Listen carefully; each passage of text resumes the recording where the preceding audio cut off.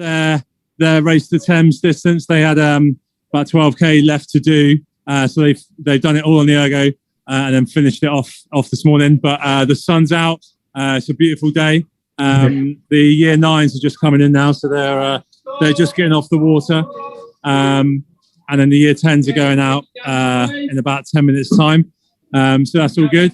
But no, it's all really nice here. It's good to be back. I think we've had about 70 kids on the water so far this morning, and we've got another 60 or 70 coming down later on this afternoon. So yeah, it's been really good. Everyone's super keen to get back. Good. It sounds like those boats are going to have a lot of miles in them today. Yeah. They've all just had a good wash down and check over. But yeah, they're all getting out and doing loads of miles this morning. So yeah, so it's good to be back. And have the kids been talking about their Race the Thames? Yeah. No, they're all. It's what's kept them like buzzing all week. Really, they actually asked if they could do more ergos today because they'd be faster on the ergo. But I was like, no, come on, let's get out on the water and do it on the water. But no, they certainly kept them really motivated this week to actually like have something to try and finish in the week. So it was really good, and all their parents and stuff have been really supportive and with the fundraising and things as well. So yeah, it's all gone. It's been really good. Fantastic. Well, maybe if they'd like to donate a couple of kilometres, I know there's a few teams that might like a bit of help. Yeah, so I've said I'll ask if anyone wants to do some more this morning, or if you need any more. I've been Stravaing them all their mileage this morning. So if you need any teams need a few more Ks, I'm happy to send over a Strava screenshot. I don't know if that's allowed or not.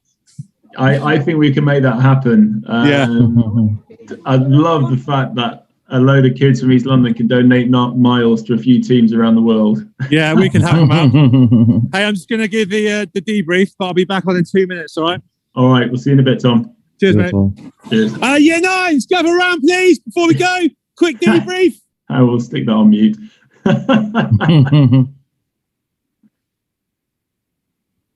Oh, yeah, we're broadcasting now, okay.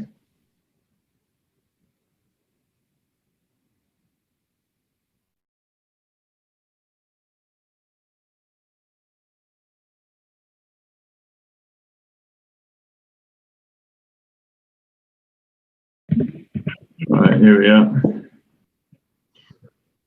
All right. So, Luke, can you hear us?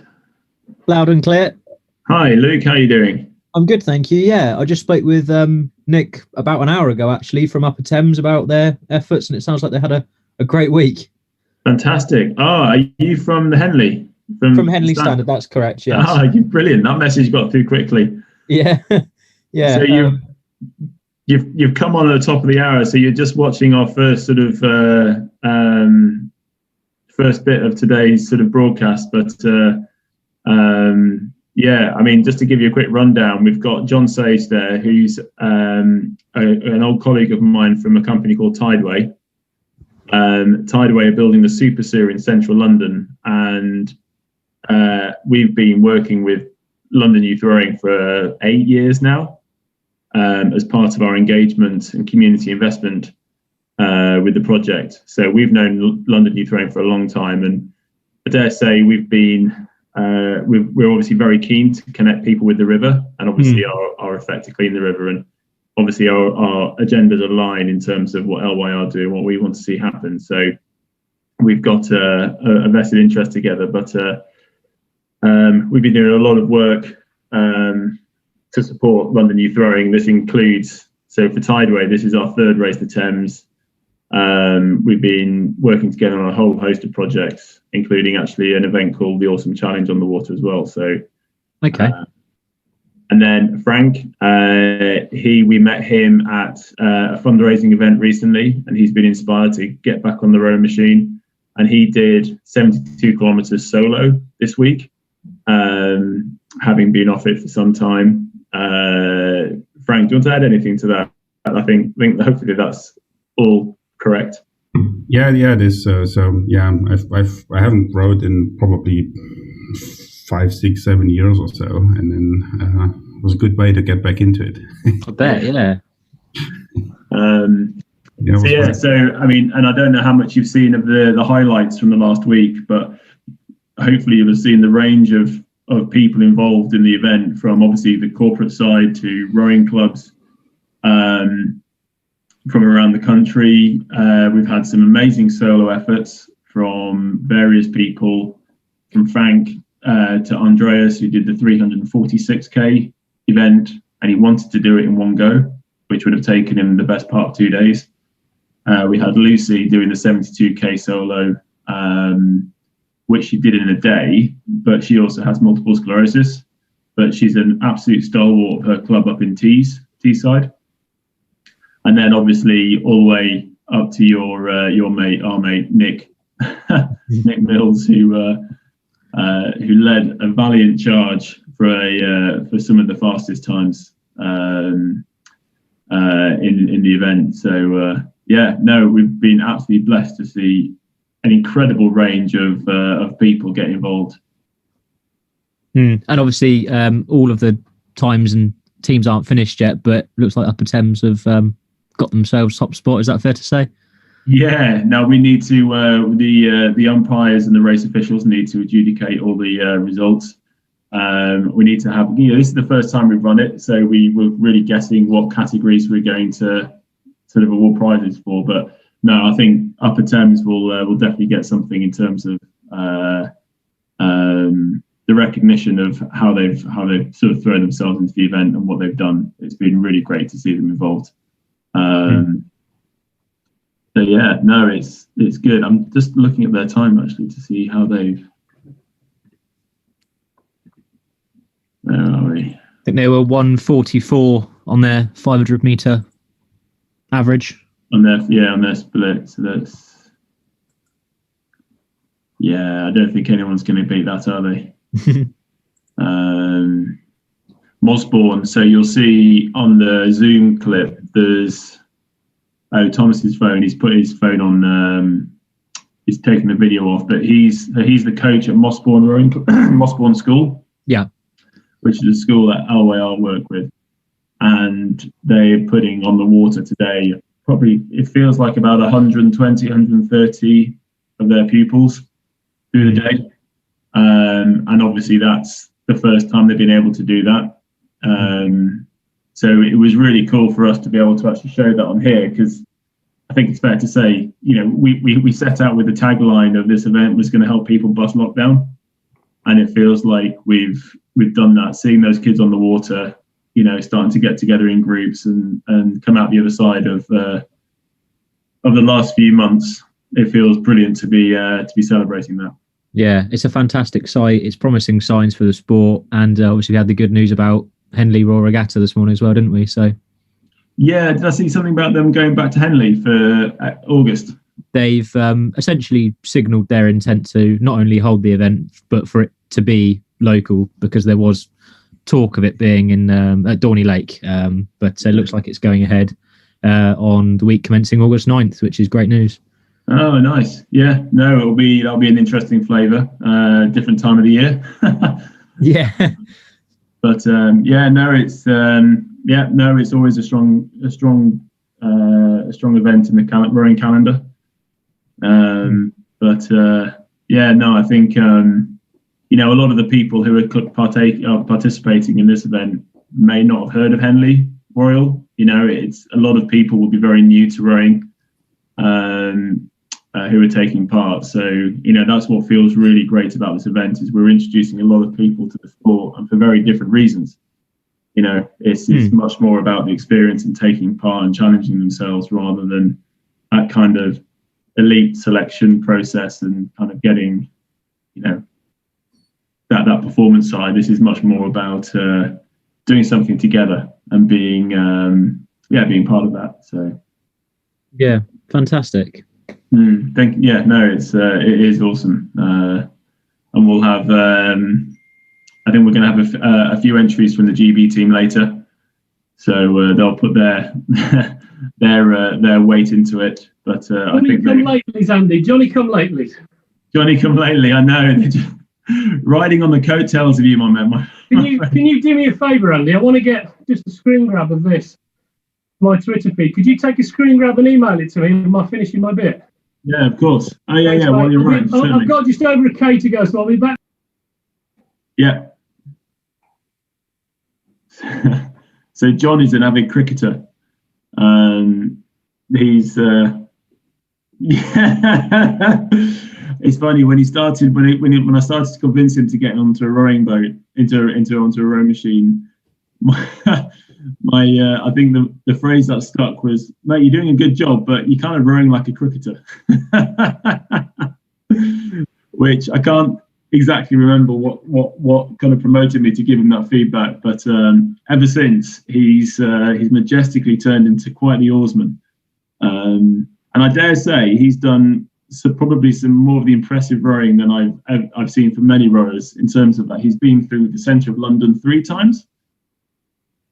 And I dare say not many rowers have been through 3 times, let alone once. And that's just the commitment he's got. So, no.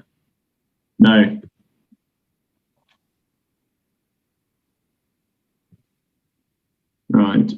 I just need to take that photo and send it to him. Make sure I've got it.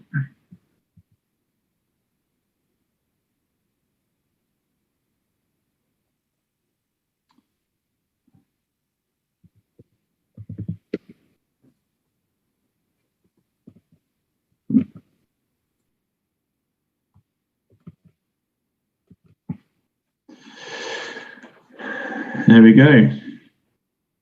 So, Luke, is that everything you need, or do you have any other questions? I suppose until we get official verification on what's been achieved and get all the times in, that's probably it for now, Andrew. But Okay. obviously lovely to join. Thank you. No, pleasure. Do you have a deadline for those times? Our deadline day is Wednesday. So if there's an official kind of comment that you'd like to give, if UTRC are indeed named as the official winners, which looks to be the way it's heading, then obviously we'd love something. But I think Nick's passed on a number for you, so we can arrange something at a time to suit you if that's more convenient. Yeah, no, we'll have all the I think we'll have all the results sorted this afternoon, and then I'm sure if we don't reach out directly, I'm sure Nick will. Cool. And we'll arrange something afterwards. Excellent. Thank you then. Thanks a lot, Luke. All the best.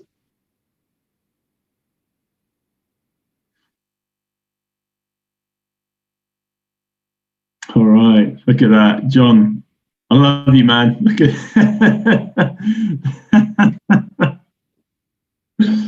how long have you got left?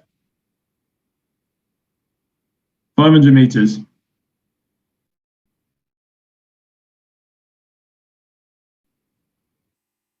Oh, look, David's joined you.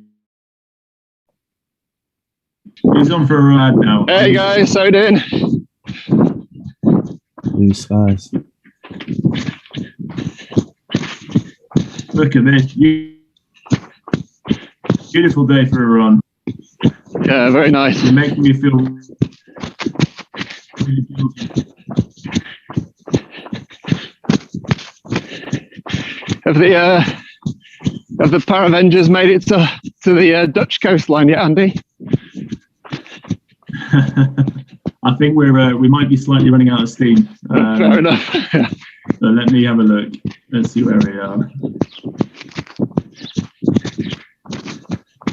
Yeah, we're up to 467 kilometers. Wow, good effort. I'm not sure we're going to get to. I'm not sure we're going to get to Holland today. Yeah.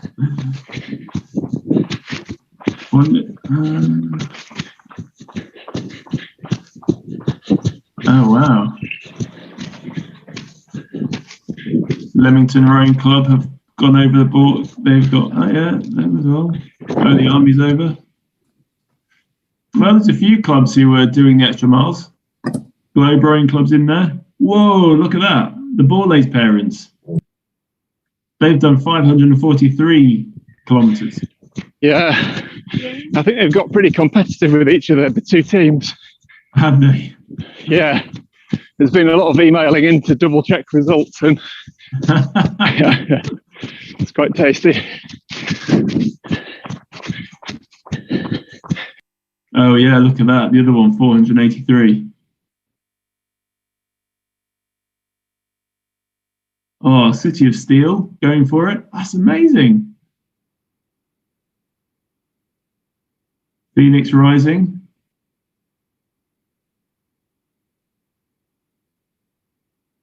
Oh wow. Okay, David, we definitely need to get some sort of maximum distance. Maybe we can filter the leaderboard. What do you mean, like an award or a... I don't know, maybe. Well, when I'm back, I can do a breakdown for you of how far each team has gone. If you look on the team's calc tab, it's on there. Is it? Okay. Yeah. Teams calc.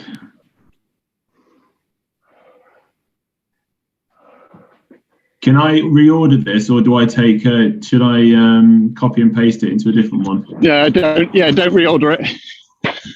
Let's interrupt, guys. To say, hey, my team is done. So, 346. When Rob finishes his run, 346k done, which is fantastic. Fantastic. Two, from a tideway point of view, on behalf of the teams, it's been an absolutely amazing adventure. When we put this, when we worked with you guys on what this thing might be 3 years ago, who the hell would have thought we'd ended up where we are? Incredible event, and tideway.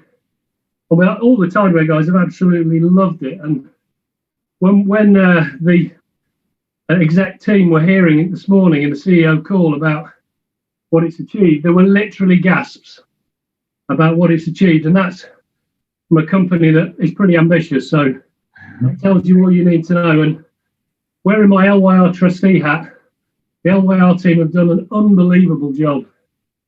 Just the most fantastic organisation, comms, the whole lot. I know there'll be a heap of things you think, oh, we'll do this, that, and the other next year, but this is the first time this has ever been done. So thank you. And to Matt and Andy, when I said, hey, we've got an opportunity to take this global, haha, I never dreamt that it would be like this. So thank you all very much. It's been an amazing experience. And yeah, we'll bring on next year is all I can say. So good luck. Andy, just to let you know what you're missing, I've now got to go into a meeting about the tideway operating model. So oh, no. just be fair. Just pause and give thanks. So yeah, guys, I'll sign off now. Thank you very much. It's been a pleasure and privilege. Good luck. John, you take care. Thanks, John.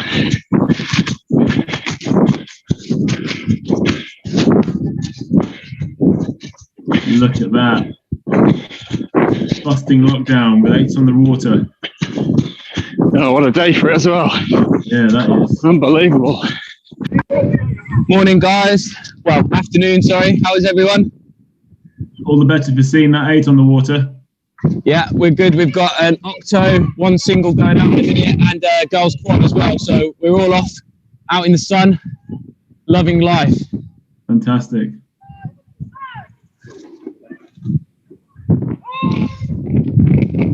These are all our year 10s. They're just doing some single stroke exercises.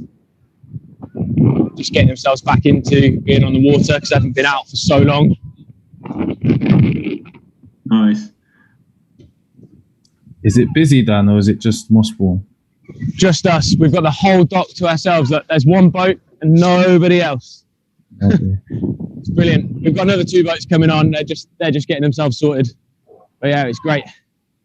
Don't get too used to that, Dan. It's going to be manic at the weekends. I know, yeah. Well, hopefully for the next 2 weekends, we're not going to be here because it's half term, so we'll be out every day. But look at that beautiful sunshine. Yeah. Just glistening on the water. Yeah. Beautiful. We'll get up close to a few of the other boats as they come forward. So just keep your eye on the screen for a bit. Yeah. Well, when they decide to push off, they're all the way back down there.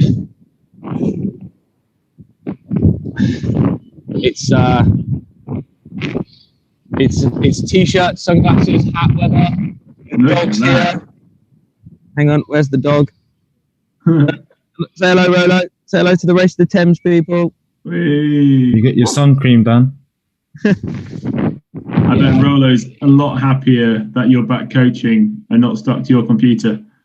He wasn't particularly happy this morning, Andy, when he had to cycle 16k so the year 11s could finish off their Race the Thames. I had to run as far as they had to row. Yeah. No, it's good though. It's really good to be back out. Yeah. No, good. I wish I was there with you. I think I need to go for a run. I'm feeling very bad just sitting here. Just on my screen. We're here for the next 2 weeks, so feel free to drop in anytime you want. All right, I might take you up on that. Yeah, come down because the kids would get a big kick out of that as well. So yeah, feel free. We're here from sort of like 8 o'clock till 4 o'clock most days. Really? Yeah. The next 2 weeks. So this week's meant to be the better one, I think. This one's going to be sunny. Yeah. I think next week's going to be a bit cold. Yeah. Okay. Good.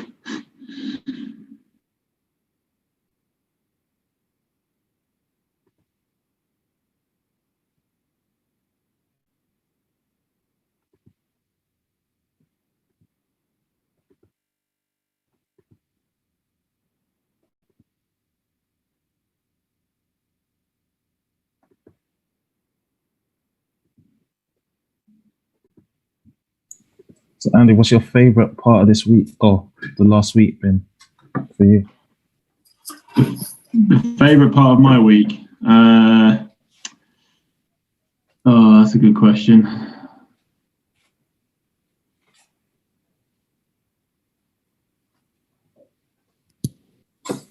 My most fun moments is just seeing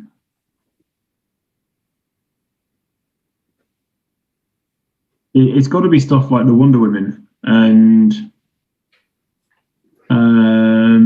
just thoroughly enjoying what they do, and I don't know, adding an element of energy that we just don't get to see in rowing. Yeah, like not on this level. And I think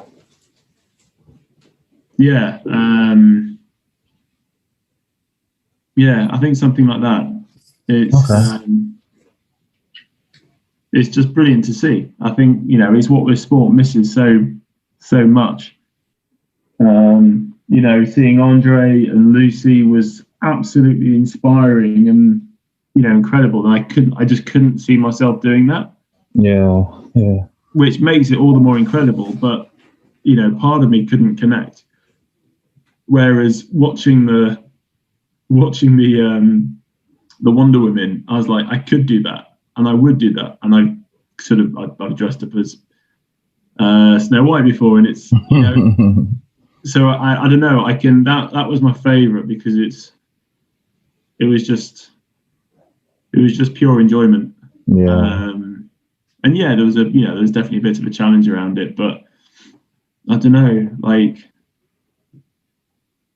we need more of that in this sport, and that really made my heart sing when I saw that. Yeah. And then them in the Spitfires, seeing Mortified Rex and the range of attire that they were throwing, that was fantastic.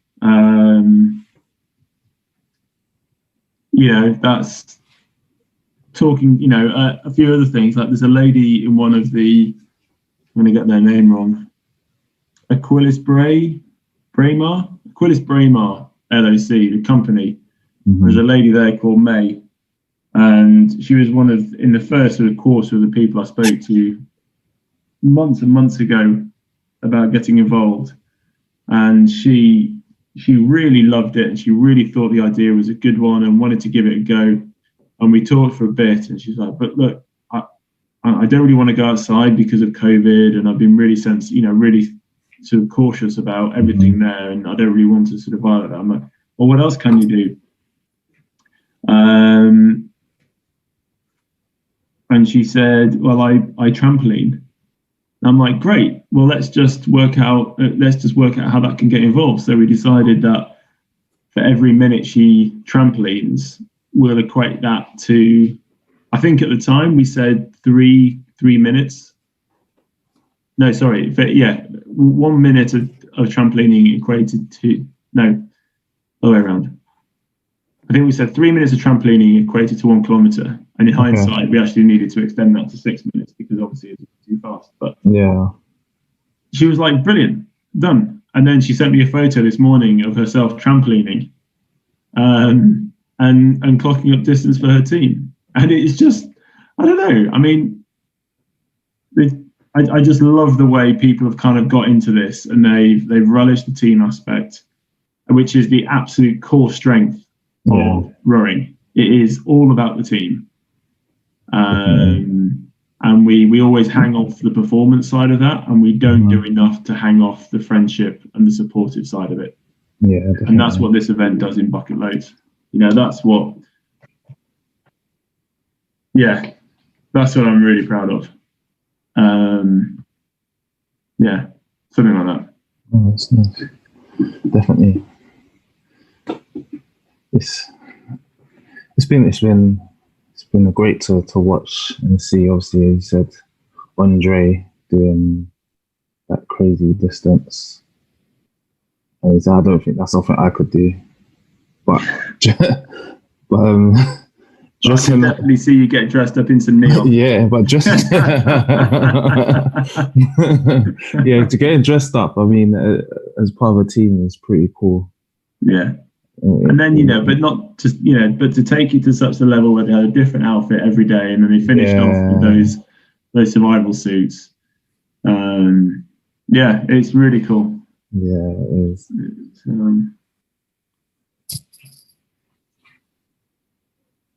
Definitely. I mean, just going into Stepney Green on Friday and seeing the boys there doing their 72K. He finished it. I think it took about 5.5 hours. Did he? Yeah. That's awesome. Yeah. So he done. They done really well. Isn't the team effort, the Stepney Green team effort, the all school effort? They've still got to clock a few miles, haven't they? So he did mention to me he didn't think they'll be able to finish the whole school effort. It might have been a bit too much for everyone to get everyone in to do it. But I just said to him, as long as you can get to at least the 72K, then you've done well. Yeah, exactly. Well, we should be able to. So I think they got to about maybe 100K in the end of it. So yeah, that's fantastic. It's just about the engagement bit. It doesn't have to be anything else. It's exactly. So we got them on the Zoom on Friday. We had them on, and they were just knocking out their KMs. Really, it was good. Yeah, good. Speaking of knocking out the KMs, we've got the two Borlase parents crews trying to go for the biggest amount of mileage, and we've got lockdown lineup beating the lockdown Olympians. 543 kilometers to 495. Which you just gotta love, right? I mean, just keep going. What? In fact, by my book, the Bordeaux Olympian, the lockdown lineup have now reached Holland. They've done an extra 200 kilometers on their challenge. It's crazy. Which, yeah. Stewards inquiry, I reckon, Andy. Check those results carefully. Is that right? I need to get the information in about that to make sure it's corroborated. Are we calling into question, are we? It's amazing what a difference the dot can make and where it goes. Let's put it that way. What? No way, really? Have we seen footage of the Strava submission? Does it look a little bit? I'm sure Owen's all over it. Really? Checking carefully, yeah. No, he's doing a great job. What's the total distance so far? Because we were at about 22k on Thursday morning, I think, which is halfway around the equator. Yeah, yes, that is right. Have we done a lap? Hang on a minute. Yeah, no worries, no rush.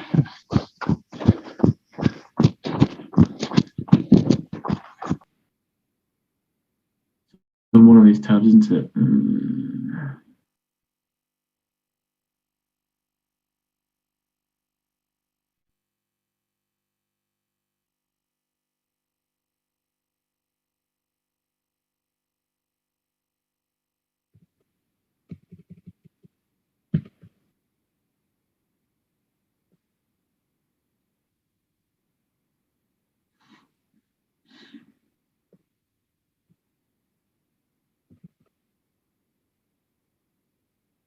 David, which tab was it on? I think I've lost the. If you're on the main spreadsheet, maybe the stats tab, I think. Oh, here we go.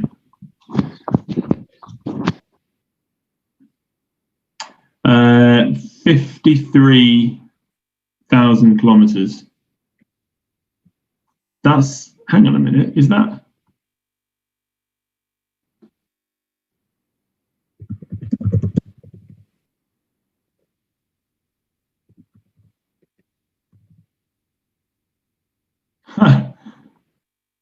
That's amazing.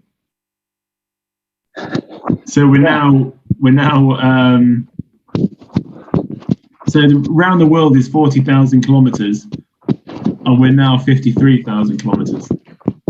Yeah, that's incredible. Oh, that's a good one for the comms. Yeah, that's fantastic. 53,000 kilometers. Hi, Lucy. How are you? Not bad. How are you feeling? Not too bad actually. I've been on the erg this morning, and it was possibly the longest 12k I've ever done. But otherwise, no, good. Good. And you've done the Ringvaart, which is obviously on the water. Was that the longest ergo you've done in one go? I think it was actually, yeah. Yeah. Wouldn't want to do much longer on the erg, I have to say. I always said I'd never do it on the erg, see. But yeah. Well, I'm glad I'm slightly persuasive in that manner. I think it was more desperation for something to compete in, to be honest with you. It's just getting to that point. Well, then the challenge is getting you back in for next year, eh? Oh, yeah. Yeah. I have to be done. I've got a time to beat now, haven't I? Once you get a mark in the sand, that's it, isn't it? That's it. The seed's been sown now. Yes. And how's Kate and the teams up there, the junior teams? How are they all getting on? Well, there's a small story there, which is classic Kate. And I probably shouldn't repeat, but what the hell? An email came round that I was copied into on Sunday morning saying, Hi guys, I'm normally really good about checking up on these things, which is complete lie because it's what she puts on all her emails when she's done a Kate again. But I forgot that they weren't counting the cycling miles as full mileage. So could you all get back on the erg and do another 3K, please? You don't have to, no pressure. But you have to. Oh, bless her. I did hear her come in while I was doing mine and start waffling about her vegetables. Really? So do you think they've done it? Should we have a look? I think they have, yeah. Yeah, she said there was a follow-up email saying she had. Okay. Yeah, they have, Andy. Okay, It's great work. That's great to hear. And They went over in the end, I think. Pardon? I think they went over in the end. Did they? Good. So, yeah. Well, I'm sure I won't take the Mickey out of Kate at all the next time I get to speak to her. Well, I didn't tell you that. It didn't come from me, remember? And it was a closed email, so... Well, I better not tell you that you're being broadcast onto the LYR Arena then. Oh, thanks. Oh, bless. She won't be watching. We're too busy trying to do 14 other things at the same time, bless her. Well, someone's got to. Well, exactly. We would be really, to be fair to Kate, we wouldn't have a junior programme at Tees at the moment without Kate. And we wouldn't have done for the last few years because it's sort of, we had a paid coaching for a while, but then the funding that we had for it didn't continue and it all became a bit messy. So Kate stepped in to save it, basically. Yeah. The idea was, must be about 3 or 4 years ago now, thinking about it, that Ben went. Yeah. But the idea, because it would be, I mean, she's been with the club for something like 36 years, something insane. But the idea was she was going to set up like a framework of a program that could be run by coaches jumping in and out, so that it wasn't all on her. And this is before she was chair of British Rowing as well, so that gives you a date on it, before she put the deputy chair on, because she was still our club president then, and she had to stand down from that to go on the board. And all these years on, it still basically revolves around Kate running it. So we wouldn't have a junior program without her. It's as simple as that. Yeah. No, it's such a hard thing to get right, and it usually revolves on the one person who's fully committed to do it, unless it's their day job. Well, this is the thing. She's got paid work of her own as well. Plus, she's got all the British Rowing stuff going on. Yeah. Plus, she runs the university club that we took in as part of us because that fell apart, the Teesside Uni Boat Club. Yeah. That fell apart a few years ago. So we sort of absorbed it, but they still race under their own colours. Yeah. That's Kate as well. Yeah. Of course, she's been on the COVID committee through all of this. Yeah. No, Kate's she's a pillar, isn't she? She does so much. She does. No, I think we'll let her get away with this small, almost insignificant little hiccup. Hi, Melissa. Hi, Andy. It's good to finally meet you. Hey, I was wondering if it was you. Fantastic. Great to see you at last. How are you getting on? Doing pretty well. Getting ready for my work day here, so. Yeah. You just come on in the morning? Yeah. Yeah. Well, it's fantastic to have you here. Thank you very much for throwing your oar in. Oh, this has been just so wonderful, and I'm very excited that you're going to do it virtually next year again. Just tell me when I can sign up. Yeah, no, we were going to have a register for information page up very, very soon, but I think there's a few people who will just put their email straight onto that list, and I'll make sure you're one of them. So you'll be getting our emails, and that's no problem at all. Wonderful. So how did you hear about us? Probably from Patricia Carswell, who I've followed for a long time. Yeah. Okay. Yeah. No. And I assume you followed the Wonder Women through the event. Oh yes. Oh yes. No, we were singing their praises just earlier about Rob there, he just asked me kind of what was my favourite moment, and I've been amazed by the performance side. So Lucy, who you see on this course, she did the 72-kilometre solo, and then Andreas, and we've got some of the multi-leg ends they're holding like a 1:19 split, sprinting, really, really fast stuff I couldn't do. But the bit that I take away is is doing what rowing does best, which is the team part, but doing it not on a performance basis, but on a community, social basis, where we use the team to look after each other, and we do something really cool. And watching the Wonder Women, the Spitfire team, just take that team aspect to a whole new level, and doing it with such a great bunch of people in this event has been really, really it's just fantastic. It's just heartwarming and motivating, and yeah, I think it brings out the best of what rowing is all about. It's just brilliant to see. So it's interesting for me because I've only lately come to rowing, and I've been interested a little bit in the last few years, but only erg rowing, and I've really only started doing that as my primary focus in the last few months. And so I've been a recreational runner for a long, long time, which is a very solo aspect. There haven't been very many, I haven't belonged to a club or anything like that. That's not as big of a focus here in the US. We don't have that kind of system. Yeah. The closest I had probably found was when Park Run started up, and I had heard about it for a long time. And I live outside Washington, D.C., and Washington is one of the places where they started one very early on in the U.S. cycle. And so getting to see that and that kind of community really sort of changed things a little bit for me. I've never been sporty, never been part of a team, and only now have I started to see what I've missed by that and started to feel the need to kind of seek that out. And I have to say, I kind of envied the Monmouth Wonder Women, or I did some races over the weekend with the Somerset 525 group. There seems to be a core group of women involved in that effort.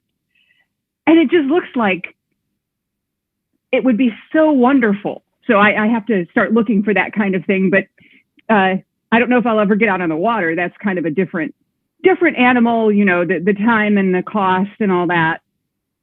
But this community, I mean, I've had people cheering me on from all over the world for my very little things, when you're at the beginning and everything is a PB.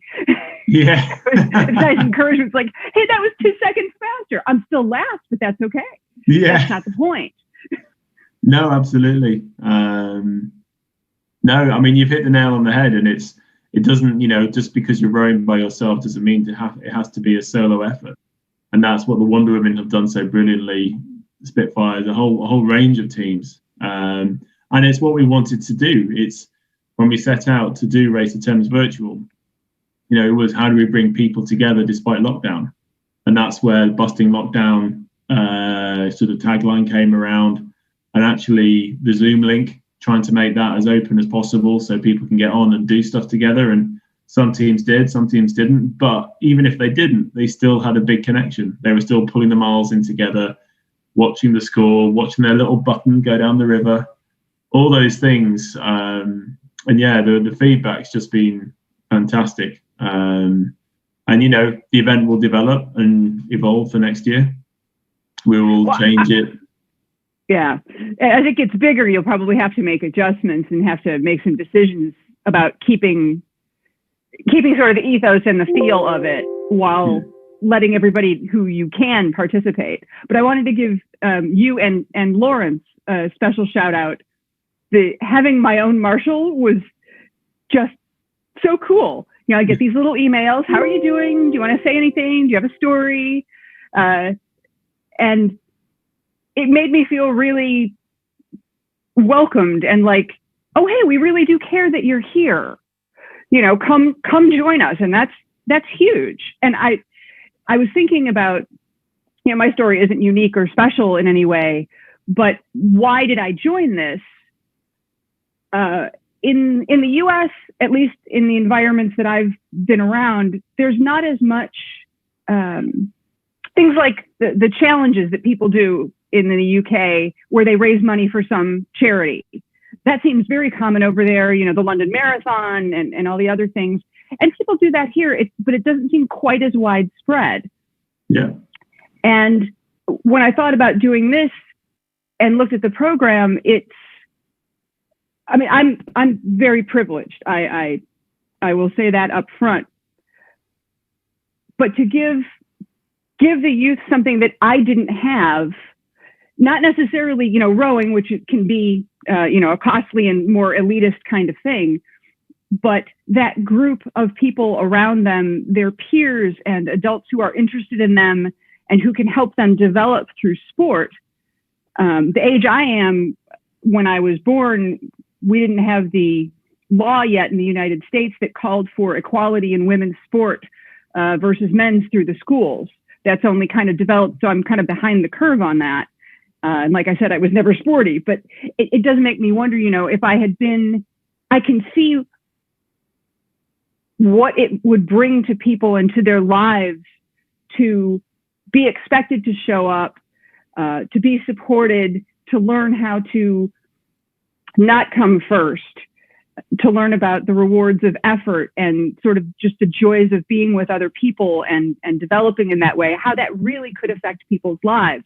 And I was able to watch, I don't know if it was something that made its way over there. There's a film called The Most Beautiful Thing.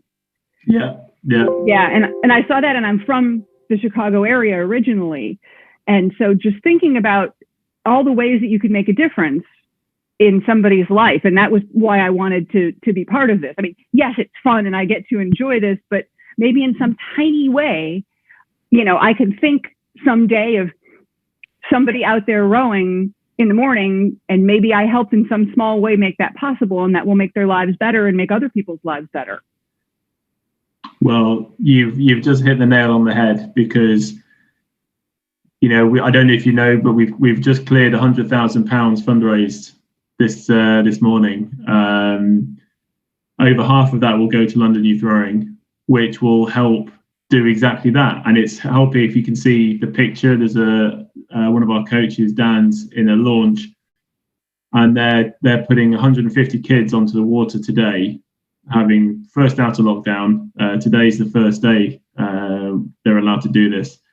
And without London Youth Rowing, without the money that they've fundraised in the past, and without the money that this event has helped fundraise for, that wouldn't be happening. Those kids wouldn't have had this opportunity to get out in the water, to experience teamwork in a rowing context, all the skill development, life benefits that come with getting active. And, you know, I could talk personally about this, but for a lot of those kids, they don't fit into many of the sports, running or football, etc., for various reasons, but they fit into rowing. And rowing is a really important part to be that part of the offer of what kids can do. And it's not for everybody, but for those it is, it should be an option. And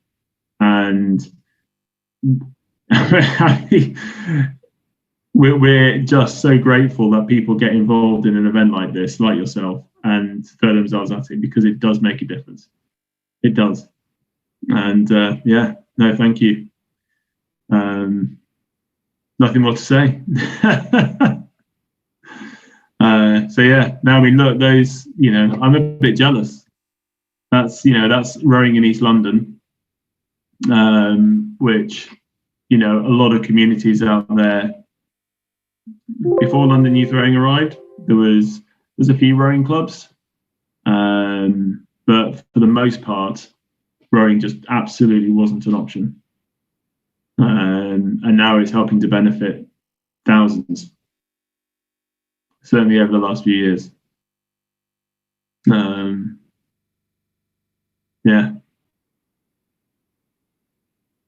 Well, Team Dragonfly, it's been fantastic to have you here. Thank you so much. I better head off to work. Okay, look. Sorry? We'll keep in touch and hopefully be in touch soon. And I look forward to next year and anything else you might dream up in the meantime. Well, look, we'll definitely keep you posted, and we look forward to seeing you, and maybe next time you'll bring a crew with you, and we can take the rowing experience to the next level. Cool. All right. Take care. Bye, everybody. Have a great Thank day. you. Cheers, Melissa. You too. Thanks for joining us. Bye. Hey, Neil. Just Miss Lawrence as well, didn't she? Hi, Andy. How's it going? Yeah, very well, thank you. How are you? Not too bad. Feeling a little stiff, a little sore. Good. Are you finishing off the mileage this morning, or are you adding a bit more to your cheeky competition? We're I've had my ass kicked by my wife. Apologies to anybody on the call. So no, her team's about 50k ahead, so that we're not to catch them. But we're sort of vying with you. Do you still think you're going to make Holland? Make Holland? I'm not sure we are. I mean, I'm sat here at home on the call until 2:00, so there's going to be no more from me. Maybe there's a few from Pete and the rest of the Power Avengers, but in fact, my wife, she did a run this morning, so I'll make sure she's logged that. I'm not sure we're going to get to Holland, but it looks like your wife's team has. We estimated 200 kilometres, and they've done that. Yeah, they were inspired by your little our little. No, chat. Really. Yeah. So the WhatsApp's been going crazy. They worked it out. It was sort of 100 to Dunkirk or something, 120 to Ostend, and 200 to Amsterdam or something. And strangely, they all preferred Amsterdam. Really? Yeah, who'd have guessed? Yeah, who'd have thought? Who'd have thought? So I was just going to try and paddle out the last bit, but have to get off the call before sort of 10:02 to upload it. Does it shut at 2:00 on the dot? So yeah, officially we people should stop doing their exercise at 2, but we'll leave the link open till 2:30. Okay, cool. For any last minute late submissions. We would hate to have to discount anyone who finished within the time but couldn't upload in time. So that's fair. You got half an hour grace. There's somebody looks like they're actually out on the water, which I'm so envious of them. So that's London Youth Rowing's programme at Mossbourne Academy in East London. Yeah. And they're on the water at the docks in East London. And this is their first session back.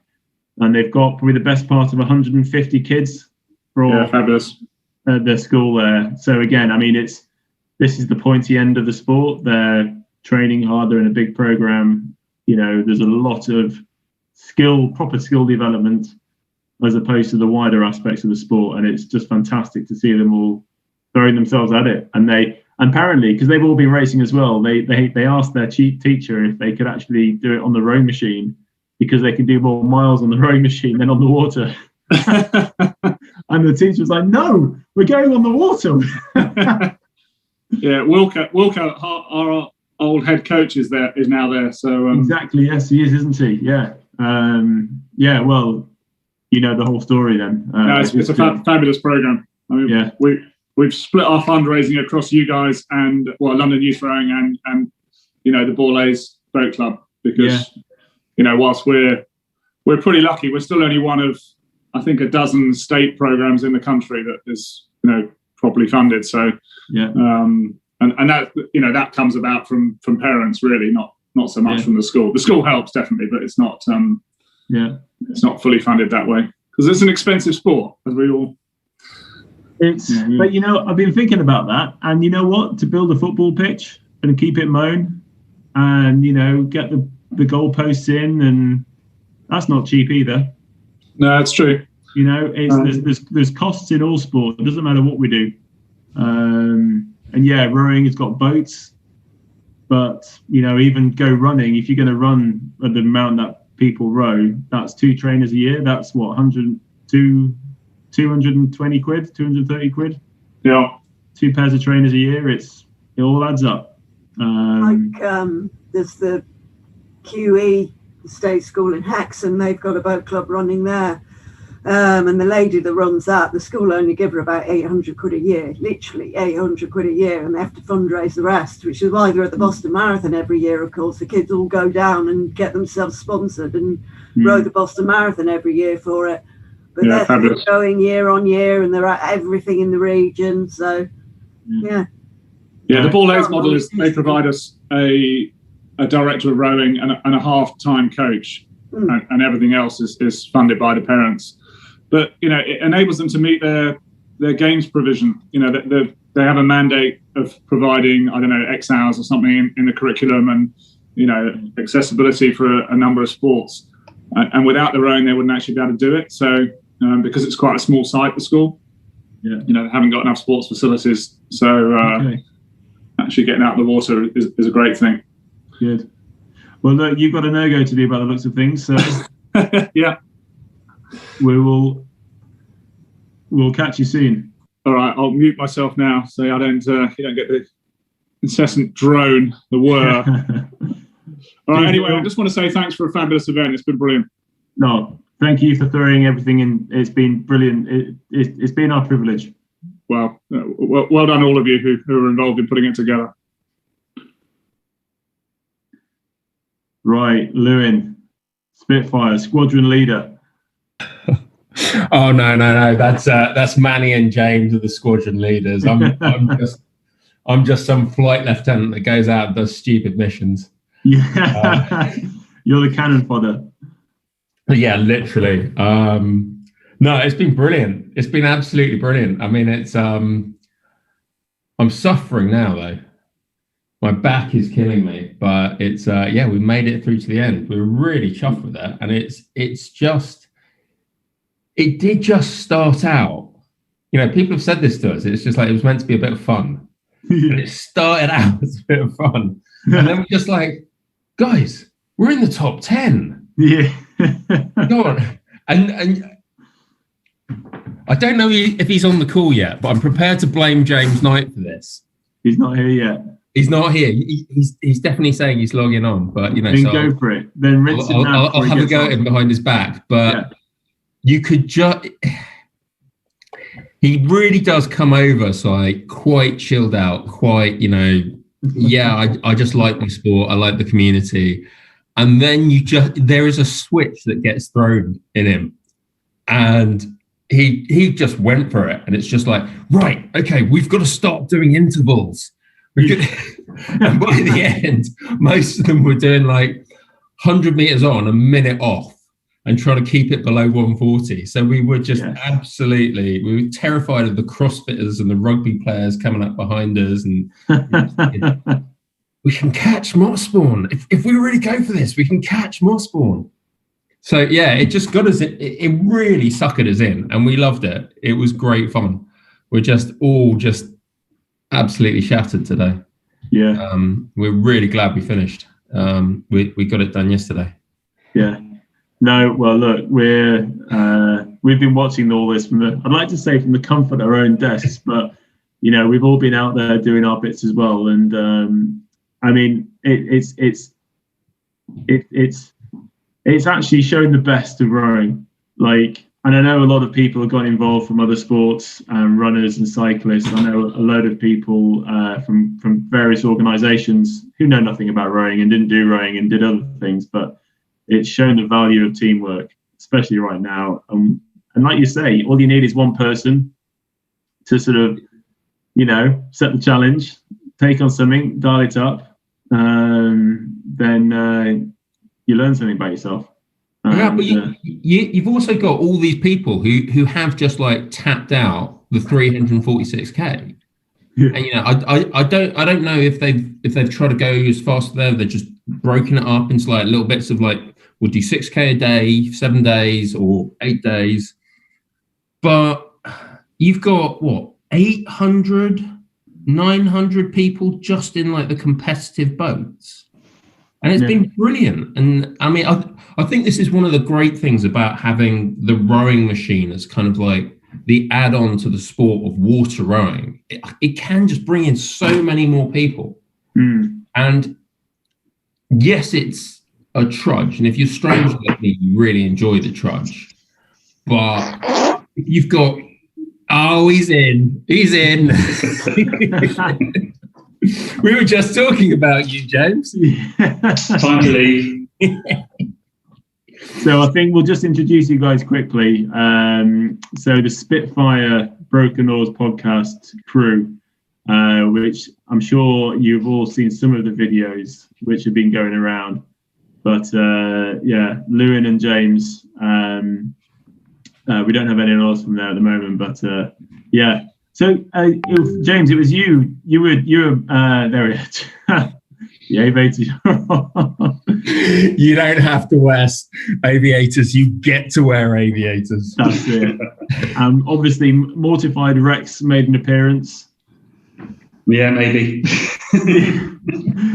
the giant blow-up dinosaur running thing, which tragically got his tail nearly chopped off in the runners.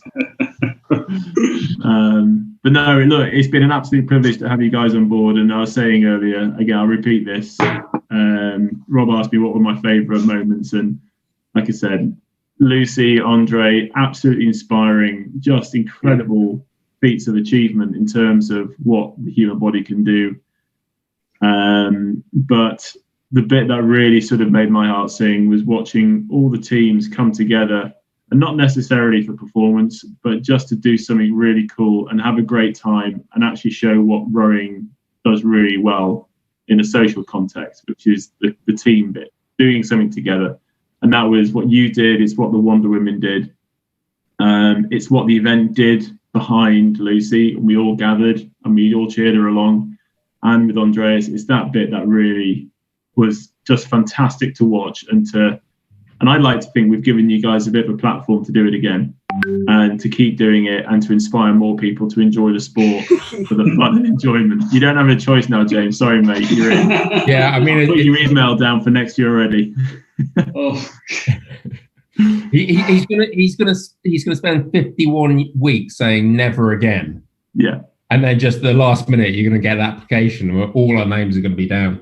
Yeah. No, but it's been wonderful to see you guys do it. It's the standard bearers. Fantastic to see. It was fantastic fun. Really was. Thank you. So, Lewin, you're rowing coach down at your school in Kent. Yeah, down at King's in Canterbury. I don't do.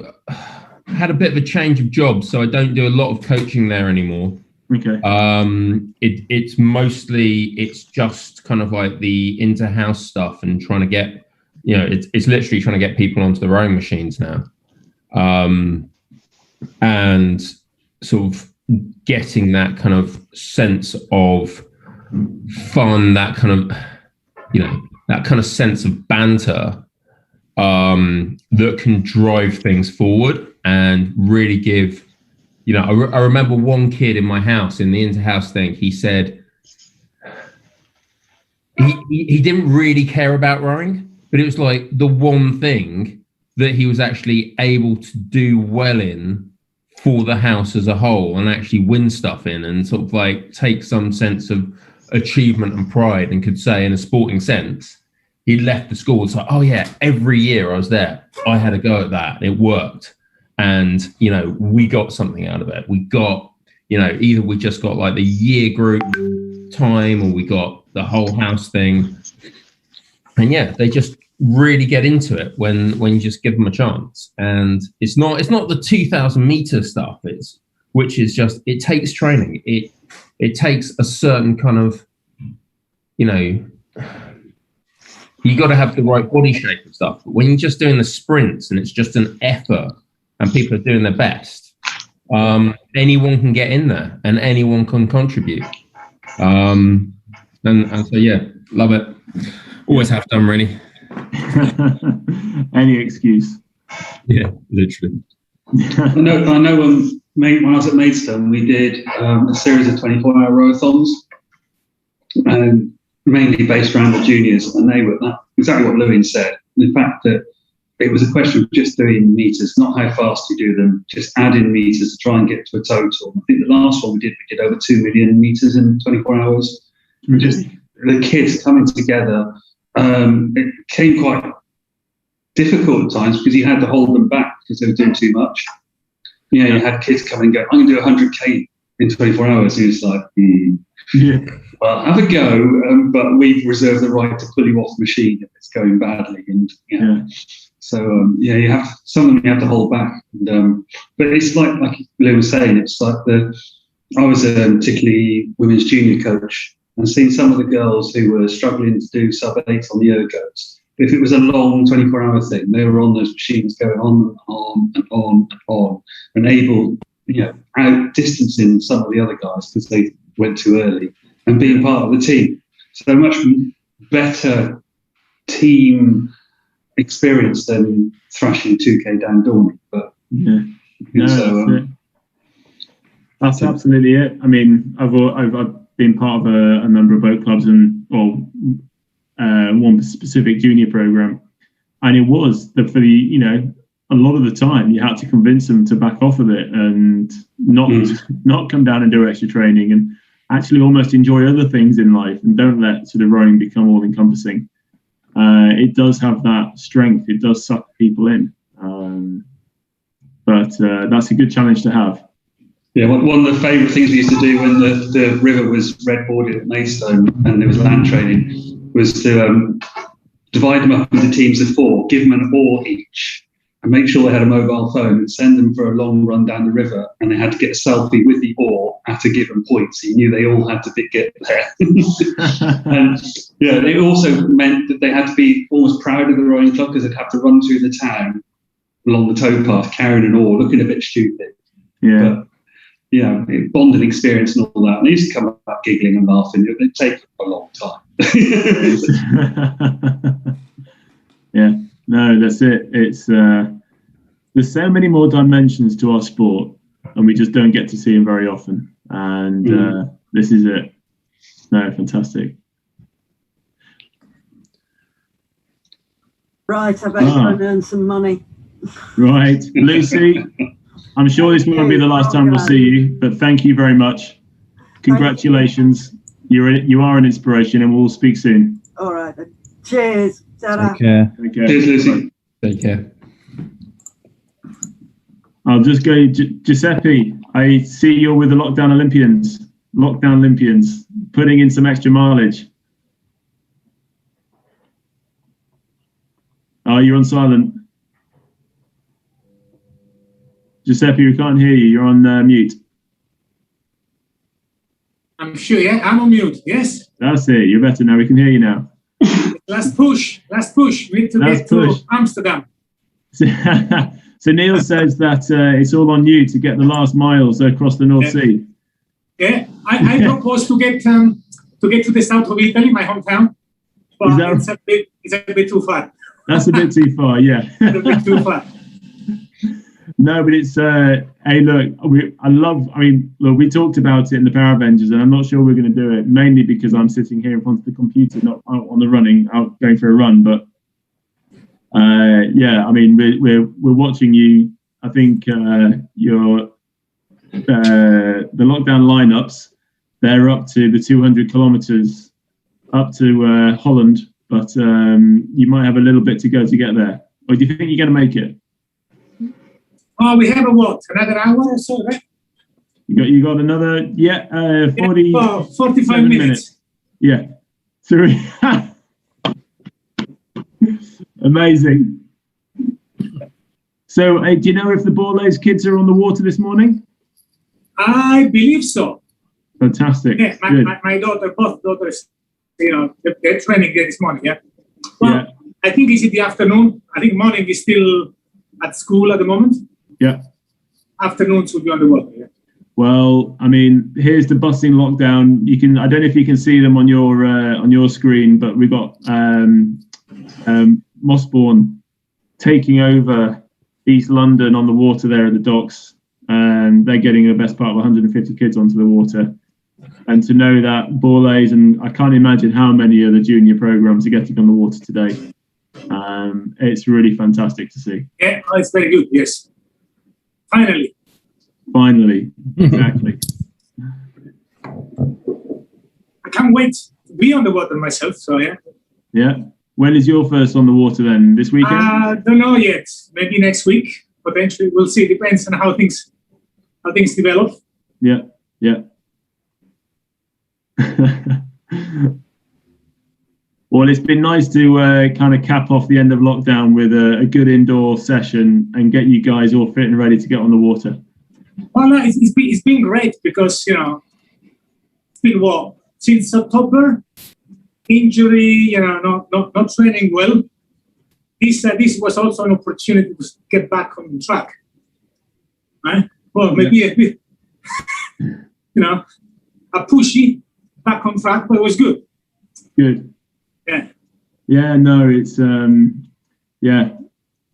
it's been a very interesting time, obviously, with lockdown, and I dare say we probably timed the Race the Thames event very well. But I think we've managed to pull together an incredible set of people.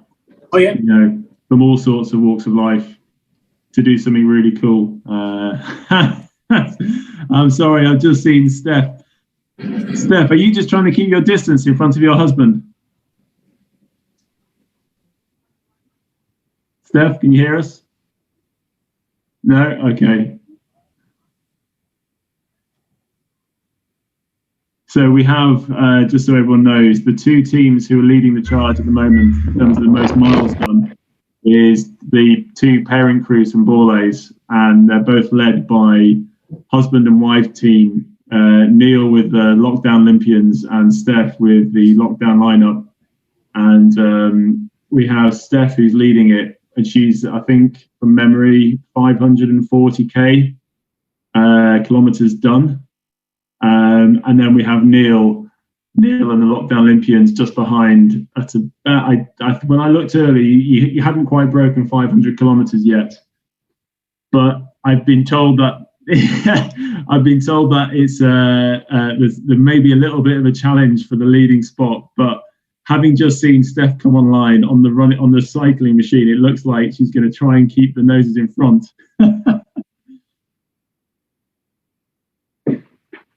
Steph, can you tell us what's going on? Can you tell us how you get it? I mean, it's a great effort to get all the mileage done. Oh, you're still on silent. You're still on mute. Is that better? Yeah, that's it.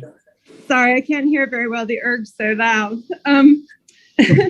It's been a great team effort. All the parent support days have just been phenomenal. And everyone's just doing their best to get more and more kilometers in and keep going.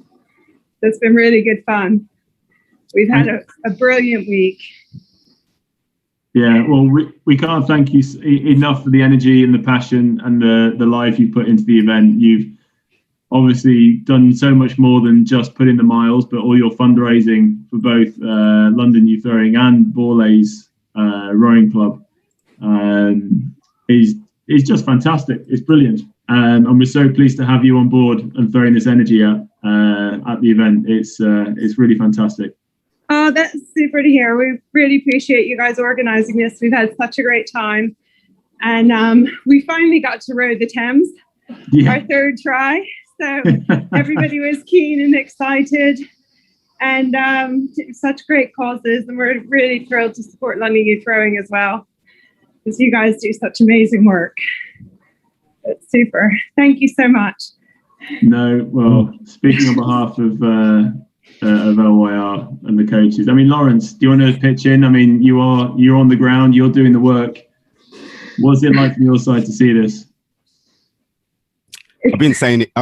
Thank you, Steph, and the rest of you. I've been saying it all morning. Actually, I've been speaking to people all morning. I've got somebody jumping on in a minute. One of the teams I'm marshalling, Ali Caban, could be jumping in a minute. Just to say thank you, guys, because this is amazing. We've been saying amazing every day for more than once in the day. I heard Max saying amazing.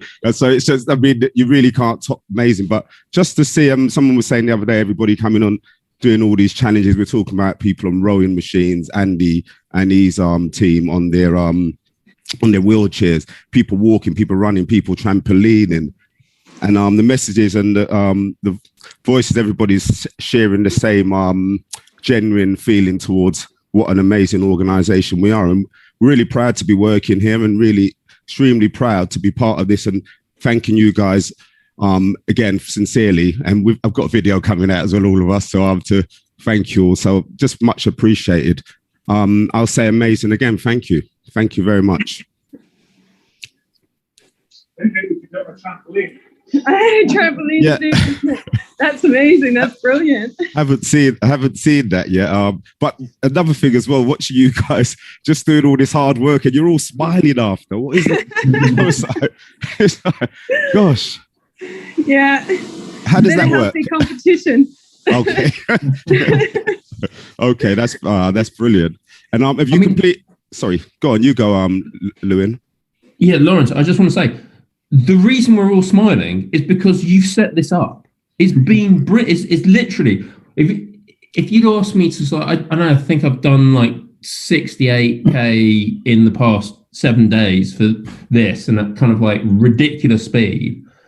If you just said there's a training plan, go and do it, I'd be like, oh, Gordon Bennett. But actually doing it, and when you know you're doing it with like pushing 1,000 other people, you know that you're actually doing it for a reason, and you've given us that reason, it gets fun. Yeah. You want to go and do more. You want to think, actually, can I just squeeze out one more 3K session today? And we've had one of our guys yesterday who's like kind of the backup member of our squad, and he was like, he was on first thing on WhatsApp saying, oh, can I, have we finished, or can I do my last sprint session? He wanted to give it a go. And, you guys have made that happen. It's that's why we're all smiling, because you've given us that focus. You've made everything we kind of do anyway, maybe to a slightly lesser extent, we do it a bit slower. You've given us kind of, right, go for it. Make this an event, have fun, and yeah. And it will make a difference as well, Lewin. Yeah. Nice. I mean, to the organisation as a whole, and obviously talking about our organisation and how amazing it has been for you guys to do that, but all the other charities as well, obviously as well, that are benefiting from this, and that's beautiful to hear some of the stories, and we've had stories from all over the world as well as obviously in the UK. So that's being uplifting, just sitting here and listening to stories, even if you can't see everything that goes on, a lot of the stuff that's taking place to help with the cause, and just embracing it. Yeah, no, that's what we've done. I mean, we don't know how many people you've got, but thousands of people. And what was the last count for the fundraising? I saw like 101,000 this morning. Has it changed, Andy? I'll let Andy or someone else answer. Yeah, I'll say that. So we get a daily upload, or it gets refreshed at 3 o'clock every morning. So we only really get to see the detail once a day. But as of 3 o'clock this morning, it was 101,000. I believe it's just going to keep going up. I know that we've got some amazing organisations behind some of the teams who will match fund, and obviously they'll do that hopefully this week. So yeah, it's blown expectations completely out of the water. And we just have you all to thank for that. It's, and then for the 37 other charities, I think this is the first time, certainly a rowing event has ever fundraised for other charities as well. We're spreading the love. We're supporting so many people, and that's for a charity. For us to be able to say we can do that as well as a community of rowers. How proud has that made us? Just. I mean, it's a whole new level. And I think where we were, I'd like to say, 5 months ago to 2 months ago to 2 weeks ago to the beginning of this event, who would have thought this would happen? Absolutely. Yeah, can I just ask Chloe to jump on? I was just speaking to via Teams, and she said she'd pop on, which is really nice. She's in your words, what did you describe it? Is this a perfect look because you've just finished your? So this is the perfect look to jump on. Yeah, I've just literally walked in the door from a run, so I'm a little bit a bit sweaty, but I thought it probably works quite well with this group. Oh, Chloe, just sorry, thanks again because it was short notice. Speaking to Louise and then got you to come. So thanks again for that. Could you just share some stories or just share some insight into what your team felt about the challenge and how you took it on? Yeah, sure. So we're a company. We're from a company called Alica Bank. And we had a mixture of people on our team. So we had one group doing the tidal Thames and then one group doing the full distance. Real mix of abilities, different methods of doing it. I think most people ran it in the end. So we had people who hadn't picked up their running shoes for quite a while, so had a bit of training to do.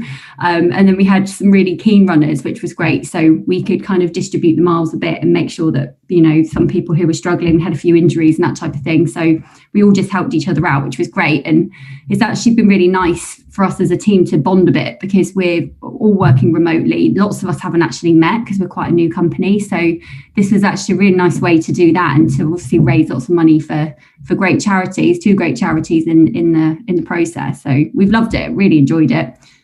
What was the other charity, if you don't mind? McIntyre. Got my McIntyre top. She did tell me, I forgot. Yeah. Apologies for forgetting.